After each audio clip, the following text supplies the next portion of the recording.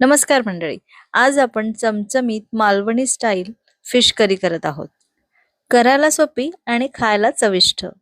आणि ओल्या नारळाचा याला इतका अप्रतिम स्वाद येतो की बाकी कुठलीही फिश करी तुम्ही विसरून जाल. आणि या मालवणी फिश करीची चव अजूनच वाढावी त्यासाठी मी इथे एक ट्विस्ट दिलेला आहे.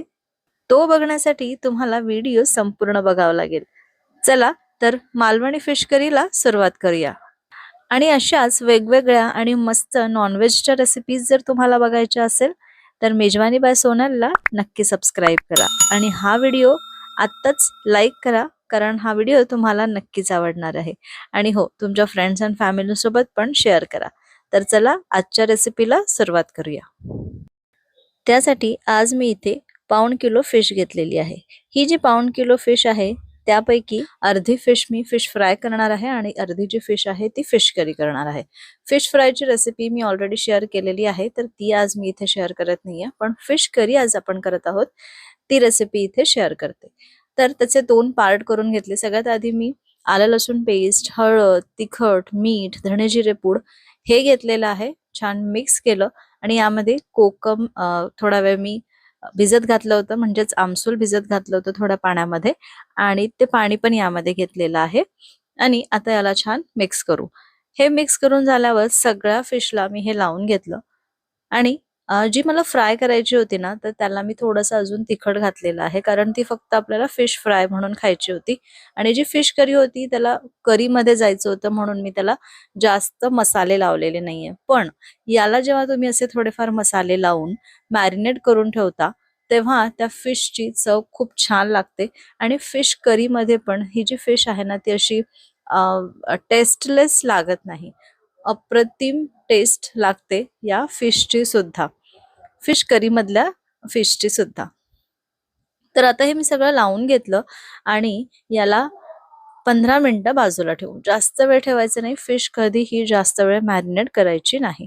15 ते 20 मिनिटं किंवा जास्तीत जास्त अर्धा तास बस, त्यापेक्षा जास्त मॅरिनेट करायचं नाही.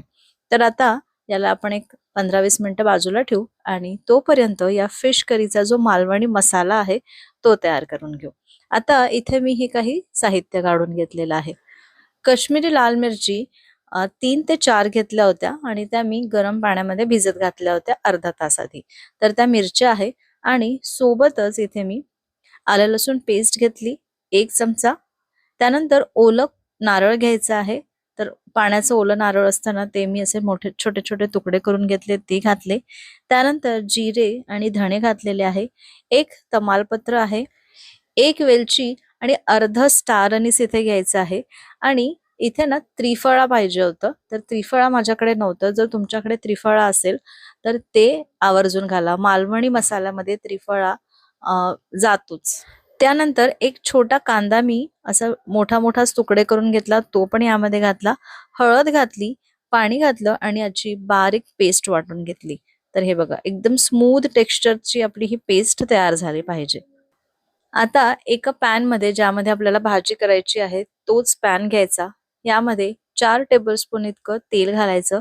या इतक्या तेलामध्येच आपली ही फिश फ्राय पण करून होते आणि करी पण तयार होते. तर यामध्ये आता ही जी आपण मॅरिनेट केलेली फिश आहे ती थोडीशी फ्राय करून घ्यायची आहे. अशी फ्राय केलेली ही जी फिश आहे ना त्याची चव अप्रतिम लागते ग्रेव्हीमध्ये.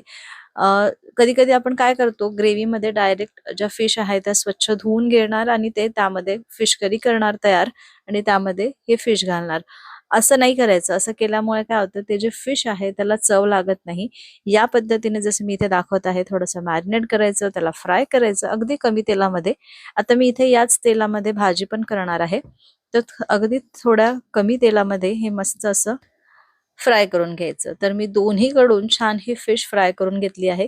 3-4 मिनिटं दोन्हीकडून मस्त फ्राय करायची आणि ही फिश इथेच व्यवस्थित शिजली जाते. तर आता ही फिश झालेली आहे. आता आपण ही काढून घेऊ आणि हे जे उरलेलं तेल आहे यामध्येच सगळ्यात आधी आपण मालवणी मसाला घालू. तर कुठल्याही कंपनीचा, ब्रँडचा असा मालवणी मसाला मिळतो तो घालायचा आहे. तुम्ही मालवणी मसाला तयार पण करू शकता किंवा हा जर मालवणी मसाला तुम्हाला घालायचा नसेल तर तुम्ही हे जे मी मसाले घेतले, धणे, जिरे आणि जो काही खडा मसाला घेतलेला आहे तर तो खडा मसाल्याचं प्रमाण थोडंसं जास्त ठेवा आणि त्रिफळा अवश्य घाला आणि हे सगळं घालून मस्त मालवणी मसाला तयार होतो.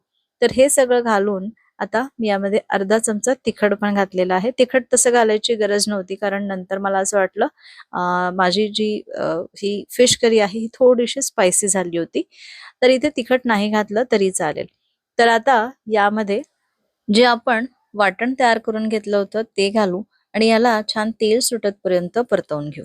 आता हा जो मसाला होता ना माझ्याकडे मसाला कमी होता. 1 पॅकेटमध्ये जो मसाला होता तर तो 250 ग्रॅम फिशसाठी इनफ होता. म्हणजे त्याच्यावरती लिहिलेलं होतं. तुमची फिश जशी असेल त्याप्रमाणे तुम्ही हे पॅकेट घालू शकता. तर माझं हे जे पॅकेट होतं ते मी ऑलरेडी फोडलं होतं आणि पाऊण पॅकेट हे होतं. म्हणजे हा मसाला होता आणि तो मी पूर्ण घातला आणि बाकीचा मसाला मी तयार करून घेतला.